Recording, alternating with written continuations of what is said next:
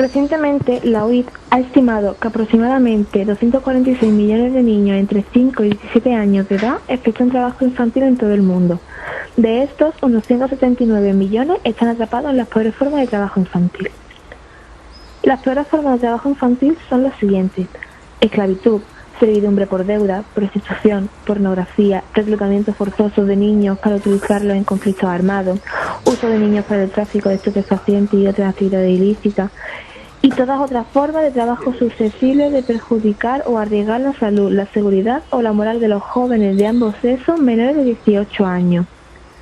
En Ruanda se estima que hay 400.000 niños trabajadores. De estos se cree que 120.000 están implicados en las peores formas de trabajo infantil y 60.000 son trabajadores domésticos.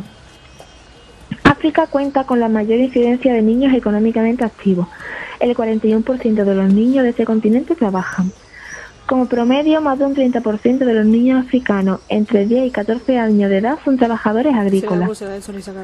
Un estudio reciente realizado por el Ministerio de los Servicios Públicos y del Trabajo de Ruanda respecto a los niños que se dedican a la prostitución en diversas grandes ciudades de Ruanda reveló que un 40% de los niños que se dedican a la prostitución habían perdido a sus padres, un 94% vivían en condiciones de extrema pobreza y un 41% nunca habían asistido a la escuela. En Tanzania, niños pequeños de hasta 8 años de edad trabajan en las minas a 30 metros bajo tierra durante 8 horas por día, sin luz ni ventilación adecuada, constantemente expuestos a accidentes o en peligro de muerte a causa de los derrumbamientos.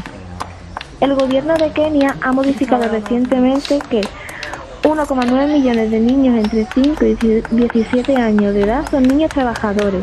Solo 3,2% de estos niños han seguido la enseñanza de secundaria y un 12,7% de estos niños no han asistido a ninguna escuela oficial.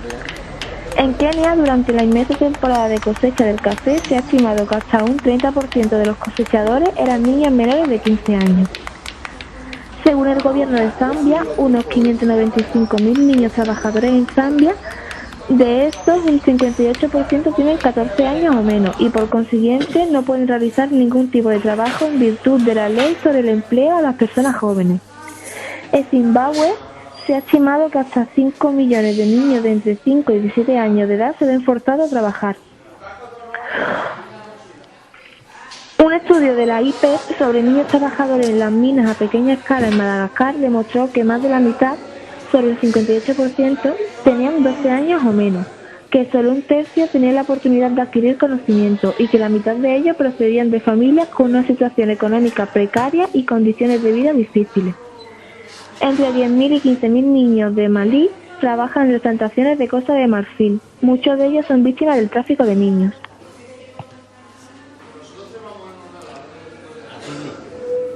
Qué buena gente.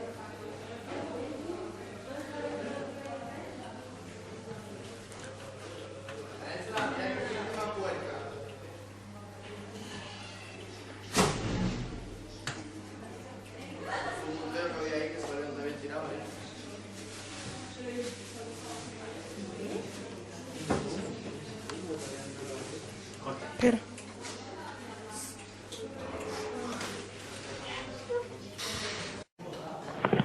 Lejos de reducirse, el problema del tráfico infantil en África Central y Occidental está creciendo, debido a la debilidad de los sistemas judiciales y la vulnerabilidad de los padres y los niños. La Conferencia Nacional sobre el Tráfico de Personas, especialmente mujeres y niños, tiene como objetivo incrementar la cooperación en la lucha contra el tráfico y elaborar un plan de acción para actuar efectivamente contra ese problema. En el siglo XXI el tráfico de personas continúa existiendo, aunque nuevas formas que privan a miles de personas de sus derechos fundamentales. Los traficantes trasladan y explotan a mujeres, hombres y niños como si fueran bienes materiales, maltratándolos, explotándolos sexual y o económicamente y trasladándolos a través de las fronteras, del mismo modo que operan con drogas ilegales o armas. El problema no es nuevo, ya sea en África o en el mundo. Sus raíces se encuentran en conductas sociales y culturales históricas de los países implicados, conjuntamente con el empobrecimiento de las sociedades. La migración no es sinónimo de tráfico, pero sin embargo existe un conjunto de factores existenciales, económicos, que pueden transformar la migración en tráfico. La explotación existe independientemente del tráfico. La diferencia respecto a la explotación y la inmigración se encuentra en el modo en el que las personas es captada y las condiciones bajo las que posteriormente trabajan. Es la combinación de captación, transporte y explotación final a los que se somete la víctima lo que hace el tráfico un problema distinto. El tráfico es un problema que afecta a los derechos humanos en tanto en que hay una violación en una dignidad de la integridad de la persona, de su libertad en movimiento e incluso en ocasiones de su derecho a la vida. Desde esta perspectiva, donde el protocolo adicional de la Convención de las Naciones Unidas contra la Delincuencia organiza transicional para prevenir, reprimir y sancionar la trata de personas, especialmente mujeres y niños, conocido como Protocolo del Parlamento, de una definición del tráfico y enfatizar el establecimiento de medidas legislativas y punitivas.